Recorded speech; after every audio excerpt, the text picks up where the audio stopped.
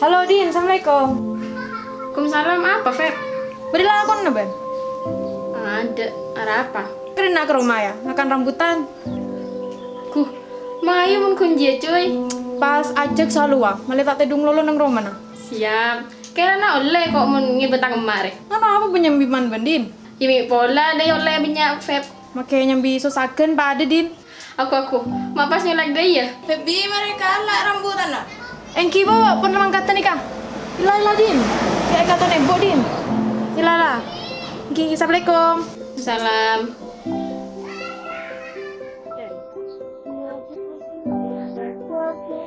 Pepi. Bu, mak jaraknya mandai ya? Datang lah. Ya, ini bang. Ini sengkulan nyaman ngakan. Terus apa akhir itu tuh usaha kada berbayar. Ini saya lapar. Jadi tak. Mas.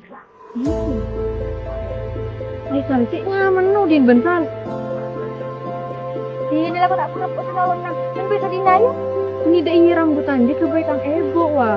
Ya telah ke Isra Mi'raj loh. Anu busal ai. Dikit sudah tidak dibanji tak tahu sing ngelak aja ngaji. Kiranya pun pertadi tak Isra Mi'raj. Sejarah tak masuk akal sekali. Kebenaran lah. Min mak bisa tak pertanya ke Isra Mi'raj. Coba bener ya. Mak bedeh mana sebisa antar ka Sidratul Muntaha aja. Antar ka dia. Nasa bisa antar ka bulan jemaah. Jadi tahu sedap ah. Mak bisa bantu lah mikir ke Jesal. Mak sekulasan. Bener kan? Mula kerangkuan kejadian cuma segala modern. Apa kena marah? Kejadian yang ngaji tak bisa mun efeknya kun dengan logika asal. Apa dia? Aji ban mun belai. Bambu namanya. Ya akan rambutan tuh ya, nyaman ya.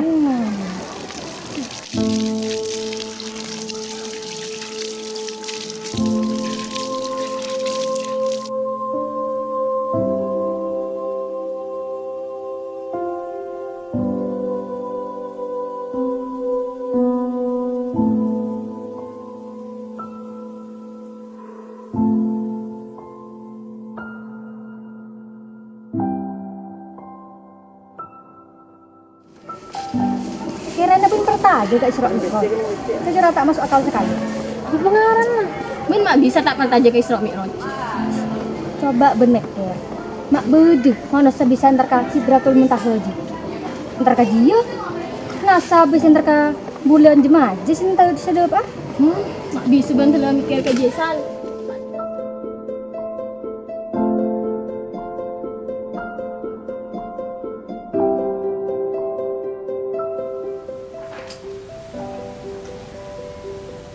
Bener ya sih, saya kocak salur. Janji Fem, janji. Ben kutu pertaja peristiwa Isra Mi'raj. Tapi bener-bener lagi ya saya kocak salur. Masa iya peristiwa Isra Mi'raj karangan manusia?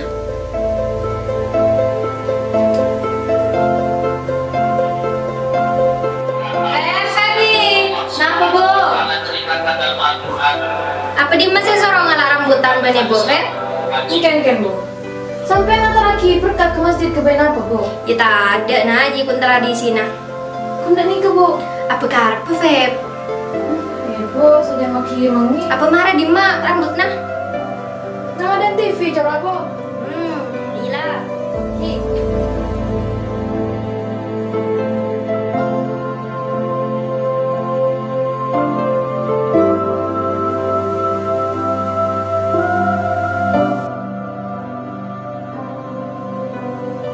Dikira virus tak kiamat.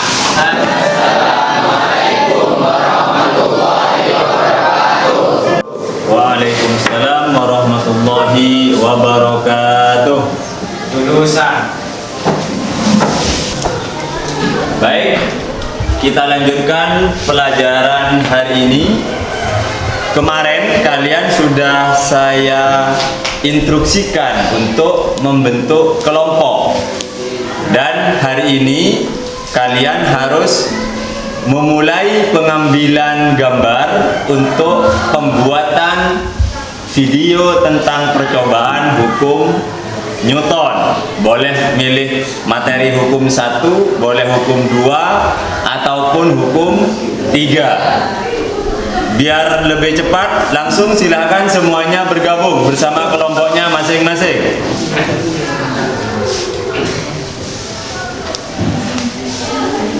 Loh, Feby?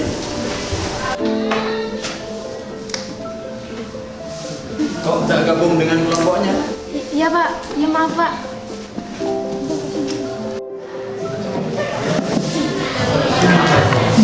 Kan yang satunya.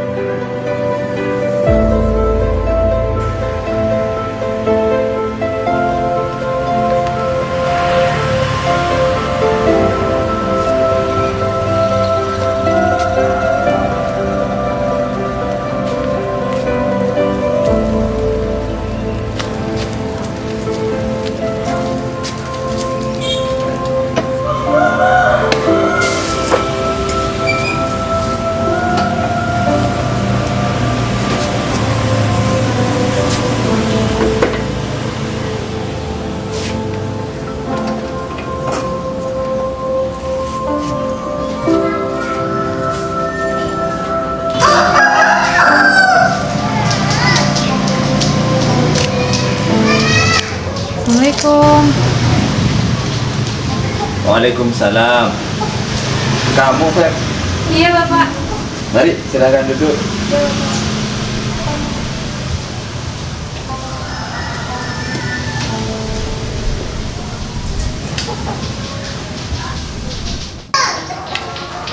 Sebelumnya mohon maaf ya, mengganggu waktunya Bapak.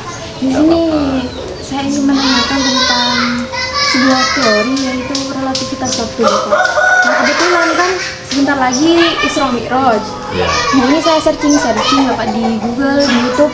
Nah di situ ada artikel yang berpendapat bahwa Isra Mi'raj itu ada hubungannya tentang teori relativitas waktu, begitu Bapak? Teori relativitas. Iya Bapak. Ya. Oh, gini, Feb. Memang kebetulan saya sekarang lagi menyampaikan materi itu di kelas 12 tadi. Kalau Feby kelas berapa ya? Saya kelas 11 Oh, kelas 11. Belum ya, belum ada teori relativitas ya, belum. Begini, memang di teori relativitas khusus sebenarnya itu ada 3 bahasan. Yang pertama tentang dilatasi waktu, kemudian yang kedua tentang massa relativistik, dan yang ketiga tentang panjang relativistik.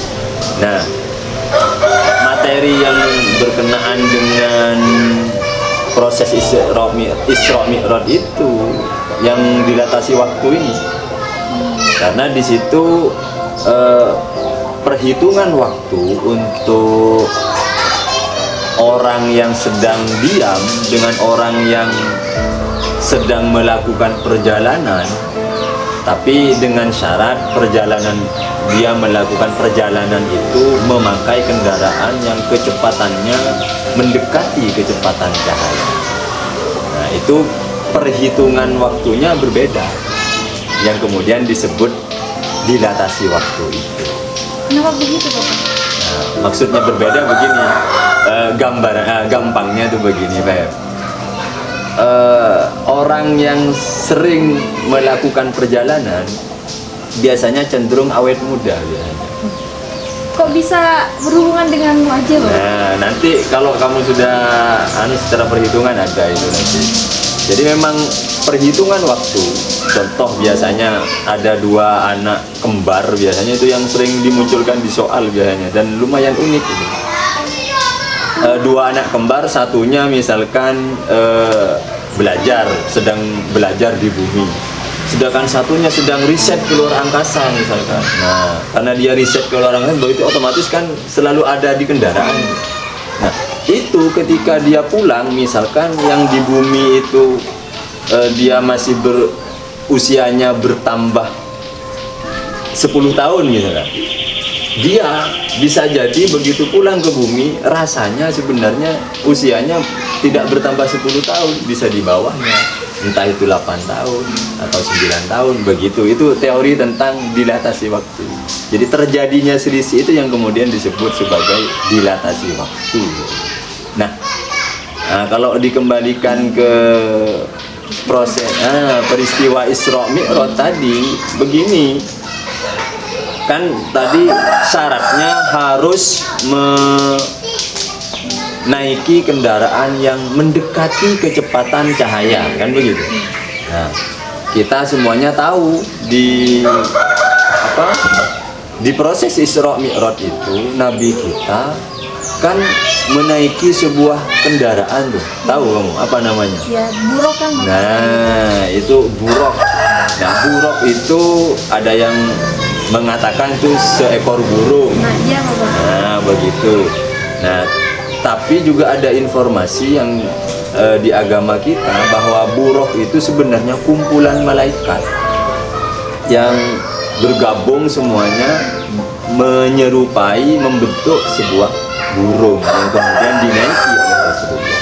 Nah, Feby kan juga tahu kalau malaikat itu terbuat dari cahaya, sehingga kita pun juga sudah bisa menebak kendaraan Rasulullah yang dinaiki Rasulullah untuk melakukan proses Isra Mi'raj. Pasti dia bisa memiliki kecepatan seperti cahaya. Nah, kemudian di teori relativitas khusus yang dikemukakan oleh Einstein itu menyatakan bahwa Einstein melarang ada kendaraan di dunia ini, dilarang ada kendaraan yang bisa mencapai kecepatan cahaya. Makanya kemudian di perhitungannya dia mengemukakan sebuah teori baru, yaitu yang dikenal dengan istilah transformasi Lorentz. Semua perhitungan di teori relativitas khusus harus memakai atau menambahkan konsep transformasi Lorentz, supaya apa? Hasil perhitungannya tidak akan pernah melebihi kecepatan cahaya. Kenapa kok tidak boleh melebihi kecepatan cahaya? Karena memang tatanan di dunia ini bisa jadi kacau begitu kalau ada kendaraan yang bisa melebihi kecepatan cahaya. Karena nanti di tengah rai bisa jadi ada orang bisa kembali ke masa lalu begitu, atau bisa ke masa depan, akhirnya bisa amburadul. Nah, itulah yang kemudian menjadi proses Isra Mi'raj itu sangat masuk akal secara ilmiah. Tadi kan sudah nih kendaraannya sudah jelas-jelas kumpulan malaikat, kan begitu, yang jelas-jelas bisa memiliki kecepatan seperti kecepatan cahaya. Karena itu kumpulan dari banyak malaikat, bukan hanya bisa seperti kecepatan cahaya, bisa jadi melebihi kecepatan cahaya, kan begitu. Nah, karena kumpulannya. Nah, katanya Einstein, kalau ada kendaraan yang menyamai saja kecepatan cahaya, itu bagi dia waktu jadi berhenti. Jadi dia mau kemana-mana saja seolah-olah bagi orang yang di bumi dia tidak bertambah waktunya. Dia kembali ke sini, bagi orang bumi ya sekejap mata saja.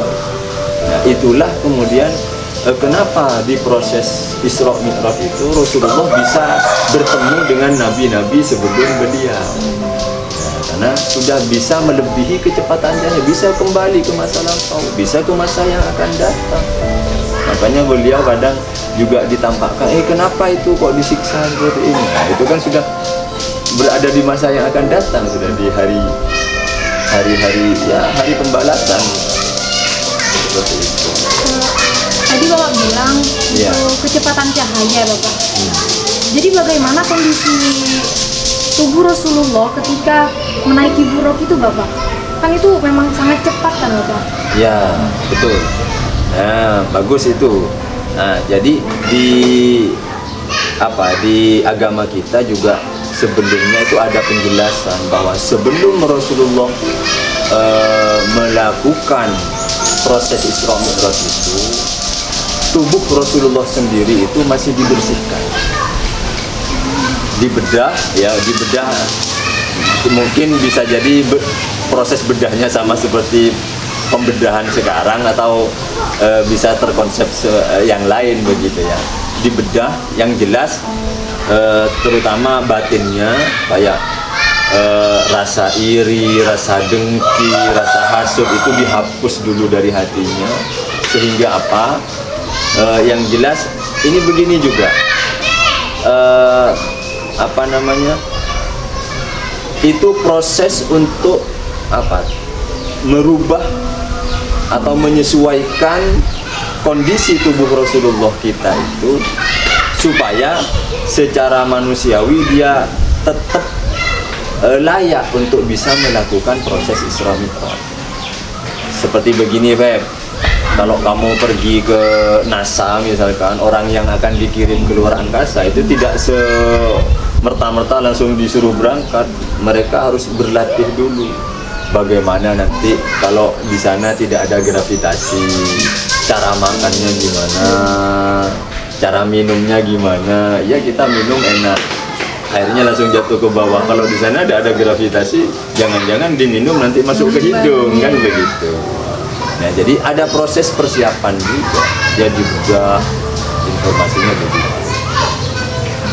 Jadi seperti itu, memang sudah ada persiapan gitu. Apalagi masih ada yang mengganjal. Enggak sih Pak, sudah mulai paham dengan teori itu. Oke, alhamdulillah. Karena juga sudah agak malam Bapak, saya pamit. Oh iya monggo, itu airnya dihabiskan Iya, dulu. Terima kasih Bapak. Ya. Atas ilmunya. Nanti kalau saya ada pertanyaan lagi boleh mampir ke sini lagi Bapak. Silahkan kapan saja, Iya. asalkan komunikasi dulu, takut saya pas keluar. Oh iya Bapak. Mari, ya, mari. Sangan tahu salahkan Febi cara ragu sabun bolan benar caca Isra Mi'raj roh. Toro terpocur. Apa sih keperta aja ke Isra Mi'raj? Bentuk betsal tobat.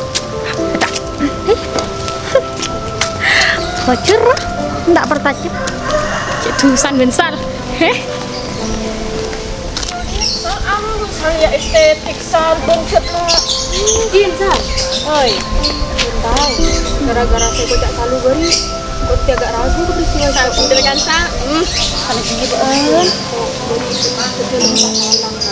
dan kok tanya masalah teori relativitas waktu kan kok nyari setting Google gara-gara kok agak ragu. Adalah kan bener kan Pak Salam berarti senyamana dilatasi waktu menurut teori Einstein misalnya, tak salah ya teori Einstein. Gak aja, jangan dilatasi waktu. Kecepatan cahaya, jadi kecepatan cahaya dia bisa semenit, bisa 2 menit, dan dia keras wah. Karena di kelas aman kok. Kamu ngajar ya, pun ngajar. Lagi makan dia berhubungan tentang Isra Mi'raj ya. Saya tahu apa sih naiki Rasulullah saya tepat ke Sidratul Muntaha. Buruk ada dan kuda. Iya kan kuda kan semacam kuda kan ini hewan dia. Aji Pak Salam, Aji kebun Pak Salam, Aji semacam malaikat saya kumpul, jadi semacam kuda ruah, tapi malaikat aku kumpul dari ruah. Kok boleh malaikat terbuat dari cahaya, makan beda kait dengan dilatasi. Makan aja, kan Rasulullah kan semalam saya kasih Sidratul Muntaha, makan aja masuk dia teori dilatasi waktu dia kan, kayak aku buka salam dia. Kita malah tahu bensal kayak juga ya. Kawar kan ah, memang ke Pak Roja Imare. Nah, apa? Tako, duh, ja. Salah. Male. Ayo. Ya, main. Su kanak-kanak, susah.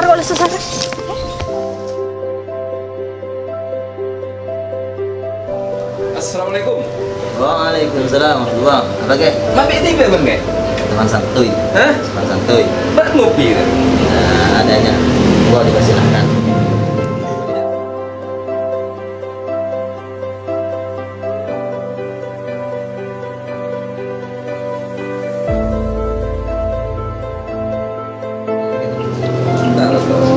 Waalaikumsalam warahmatullahi wabarakatuh. Ya, ada apa?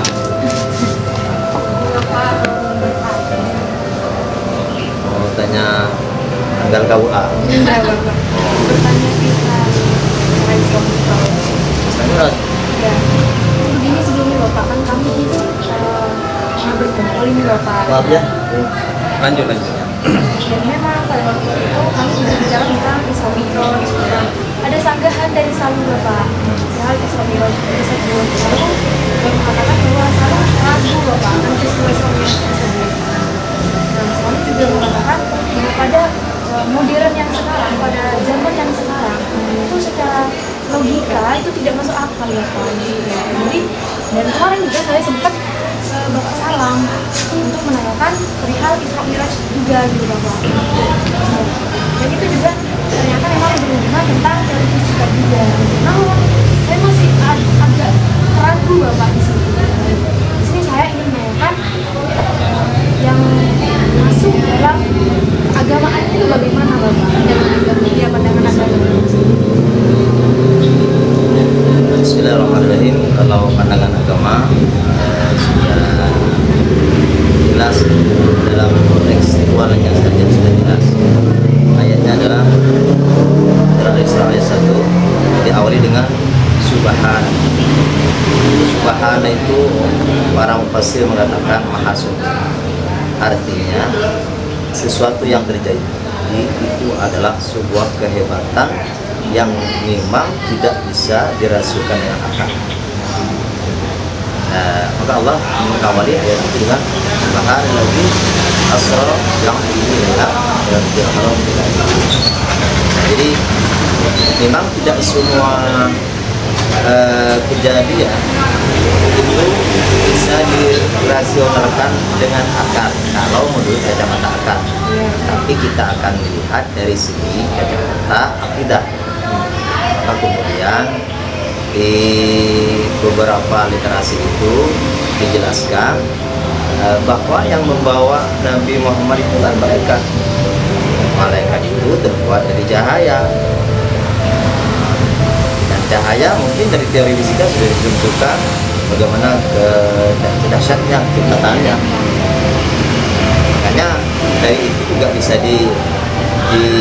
diakalkan, dimasukkan ke akal, dirasionalkan bahwa kalau yang membawa cahaya apa yang tidak bisa itu secara agama, karena cahaya itu adalah sesuatu yang tidak bisa dilihat oleh mata dan tidak bisa diraba, tapi bisa dirasakan. Dan Allah ciptakan malaikat itu dengan cahaya. Itu satu.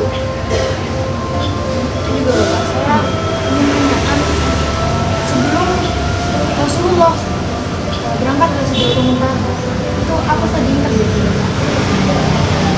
Nah, sebenarnya yang terjadi yang sangat familiar itu adalah karena kejadian dari fisikis Nabi, bahwa ada kejadian dua orang yang sangat beliau cintai. Pertama adalah pamannya Abu Thalib yang meninggal, dan meninggalnya itu baru 6 tahun dari kejadian pemboikotan dari kafir Quraisy kepada Nabi Muhammad. 6 tahun baru kemudian kemudian beliau meninggal. 3 bulan setelah itu baru istri tercintanya adalah siapa? Siti Khadijah. Nah, Siti Khadijah itu meninggal. Nah, jadi dua ini sebagai tameng Rasul, Abu Thalib sebagai tameng dari ancaman orang-orang Quraisy secara fisik, dan Siti Khadijah adalah sebagai penyemangat dalam dakwah beliau, karena beliau terkenal mengorbankan dengan materinya sampai beliau dalam sebuah riwayat dikatakan rela miskin demi memperjuangkan agama Allah, dan dua-duanya meninggal. Maka kemudian Allah ingin seolah-olah Allah ingin menghibur Nabi, sehingga Nabi diajak rekreasi sejenak oleh Allah dengan caranya Allah. Salah satunya tadi bisa disebutkan Allah mengirim malaikat Jibril. Dan kejadiannya itu Rasulullah sedang tidur, diketok, dibangun sampai 3 kali, kemudian bangun, kemudian beliau diajak oleh Jibril dan dia disucikan dulu karena akan diajak jalan-jalan ketemu dengan kekasihnya Allah. Kita disucikan dulu, belah dulu dengan air Zam-Zam, disucikan dengan air Zam-Zam dan didampingi oleh malaikat.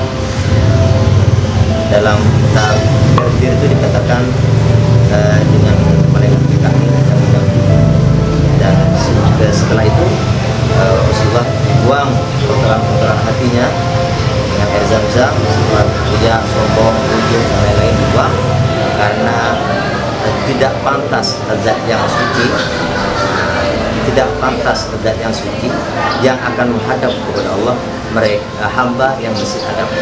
Maka Rasulullah memang dipersiapkan oleh Allah untuk menghadap, sehingga sumbernya adalah cara buang kotoran-kotoran dalam sisinya dan sisi sesat bawah dan bahasan mahasiswa disoklinitas itu ya, awalnya seperti itu ya. Lalu kemudian beliau melakukan yang dengan Isra, perjalanan malam dari tempat yang lain. Dalam definitifnya adalah dari Masjidil Haram berangkat dari Ka'bah ke Masjidil Aqsa. Di sana ada beberapa tempat yang oleh malaikat dia diajak berhenti sejenak untuk melihat pemandangan pandangan sehingga Nabi merasa terhibur. Salah satunya ini apa ini ya malaikat, ini adalah tempatnya Gunung Tursina, ini adalah Maryam, ini adalah Bethlehem, tempatnya Nabi Isa. Seperti itu sampailah beliau ke Masjidil Aqsa. Apa untuk peristiwa Isra Mi'raj itu perjalanan Rasulullah? Maksudnya? Ini sepengetahuan saya itu sholat yang kita kerjakan pada waktu sekarang itu juga ada hubungannya sholat Isra Mi'raj. Pasti. Maksudnya nilainya kan apa ya? Mungkin proses bagaimana bisa kita melaksanakan sholat 5 waktu itu, karena kan katanya perintahnya gitu. Perintah kayak Ya endingnya nanti memang Allah sebenarnya ingin memerintahkan sholat itu, sehingga ada sebuah hadis yang mengatakan as-salatu mi'rajul mu'minin, sholat itu adalah sungguhnya mi'rajnya orang mukmin, di mana seorang hamba bertemu atau menghadap dengan Allah. Makanya terjadi Rasulullah memang dari Masjidil Aqsa itu dijalankan oleh Allah naik ke atas yang disebut dengan mi'raj. Mi'raj itu adalah naik melewati langit. Ada 7 langit yang tidak dilewati. Pertama, 7 langit. 7 langit. Nah 7 langit itu adalah gaib semuanya, tidak bisa dilihat oleh mata. Sehingga kalau kita mendengar kata itu bukan langit, itu bukan langit yang pertama, bukan. yang biru, sebiru, ada bersepandangan mata. Nah, yang tolong menjelaskan itu bagiannya fisika itu Pak Salang itu bisa atau Pak Subhan bisa. Kalau saya nggak tahu. Cuman yang jelas langit yang pertama itu sudah gaib, dan itu di Rasulullah ketemu dengan ruhnya Nabi Adam alaihissalam. Kemudian naik lagi ke yang kedua, ini sejarah singkat ya, ketemu dengan rohnya Nabi Isa, Nabi Yahya. Naik lagi ke yang ketiga, ketemu dengan Nabi Idris. Naik lagi yang keempat, ketemu dengan Nabi Harun. Naik lagi yang kelima, ketemu dengan Nabi siapa? Kan ada Nabi Yusuf. Pokoknya terakhir itu ketemu dengan Nabi Ibrahim alaihissalam. Yang ketujuh. Jadi semua tingkatan ketemu dengan roh.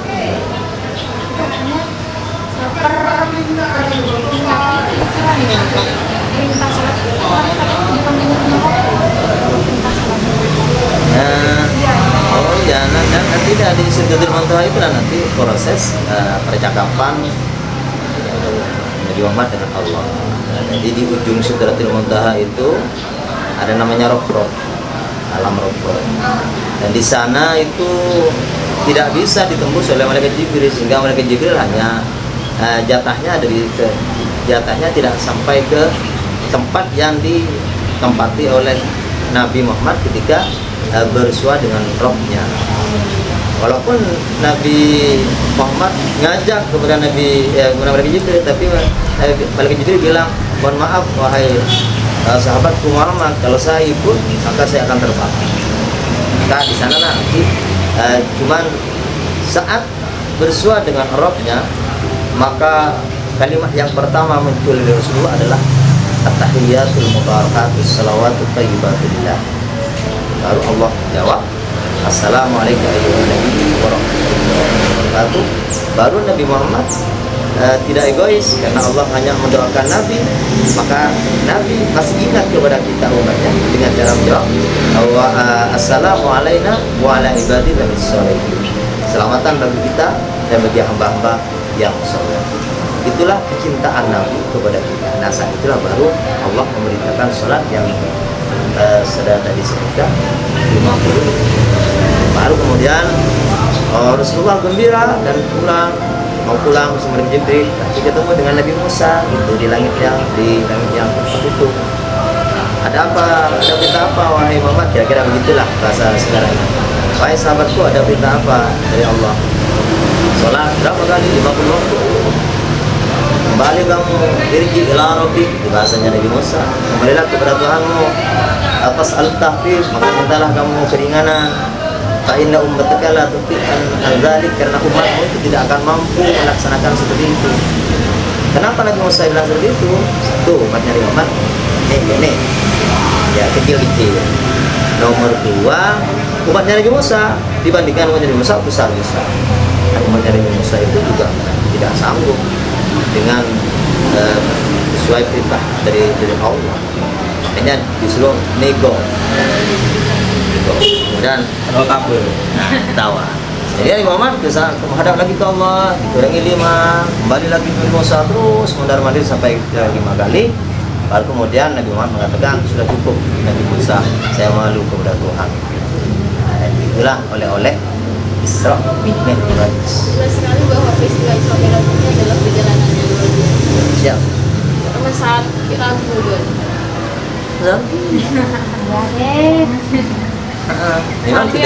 memang ya. Maka dalam Al-Quran, ada Al-Quran pasti kalau ngaji pasti kamu dengan afala ta'qilun, afala tatadabbarun, afala tatafakkarun. Itu adalah sebuah sinyal dari Allah bahwa kita hamba itu harus afala tatadabbarun. Apa kita tidak pernah berpikir dengan keras?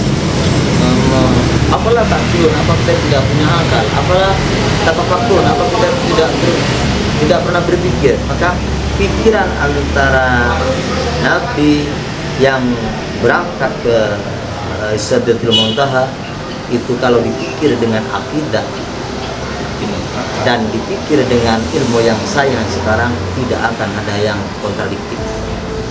Kenapa kita masih ragu? Karena kita itu seringkali mengkotak-kotakan.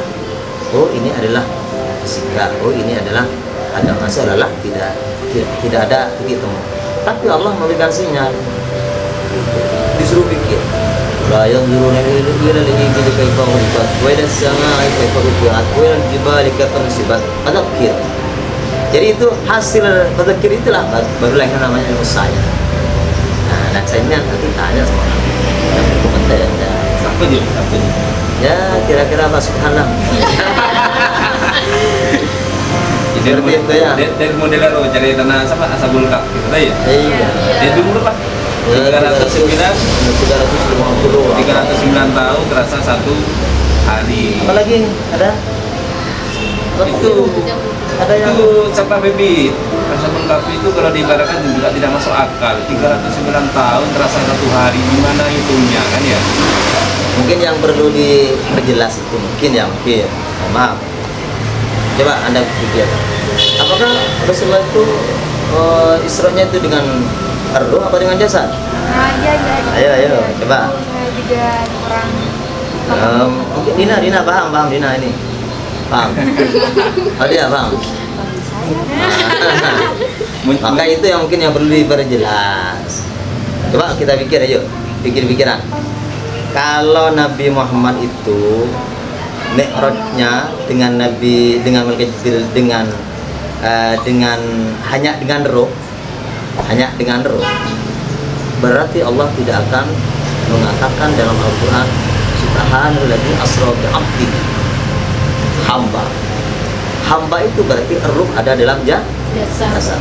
Nah, itu sebagian mufassir mengatakan bahwa sepakat ulama-ulama hadis, ulama-ulama fikih bahwa Nabi itu dimi'rajkan dengan Allah dengan ruh dan jasad, sehingga Allah memberikan sinyal dalam Al-Quran abdu, dan itu diperkuat oleh seorang ahli fikih ya dalam kitab Fathul Bari, namanya adalah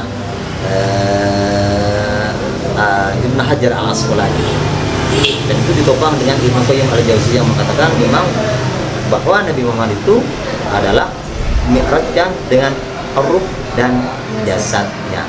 Kalau hanya ruh mungkin hanya mimpi. Nah, kalau mimpi Allah tidak akan mengatakan subhana, maha suci, maha hebat. Wong namanya mimpi, apanya yang hebat kan seperti itu. Berarti kata-kata hebat subhana itu ada mufassir yang mengatakan pasti jasad dan ruhnya yang terbang. Kalau hanya mimpi Berarti hebat. Subhan. Subhanallah, ya. Jadi itu ya. Dan benang merahnya adalah kejadian Isra Mi'raj itu kita tidak boleh melihat hanya dengan kacamata mata secara fisik, tapi kita harus melihat dengan kacamata keimanan dan keyakinan. Kalau ini sudah kita padukan, maka dua-duanya pasti kita akan mendapat takwa kita. Kalau sudah takwa, kita tidak akan mungkin meninggalkan sholat 5 waktu yang sangat bergengsi. Ya, jadi itu. Boleh tanya, boleh merah. Isikan nomor tanya. Mungkin tuh Bapak. Sambil banyak keraguannya. Kalau katanya Pak Agus, kalau ragu-ragu lebih baik mundur. Tapi mundur kalau dalam kita bukan untuk mundur terus, tapi mundur untuk mencari sebuah keyakinan. Bagus itu. Jadi memang ragu dulu, keyakinan itu memang dari ragu. Baru kemudian setelah ada penjelasan dari pencariannya, dan itu menambah keyakinan. Itu memang fitrah dalam kehidupan seorang hamba. Ya dulu Menjadi fisika modern. Ada dilatasi waktu, ada waktu paruh. Nah, itu jelas di situ.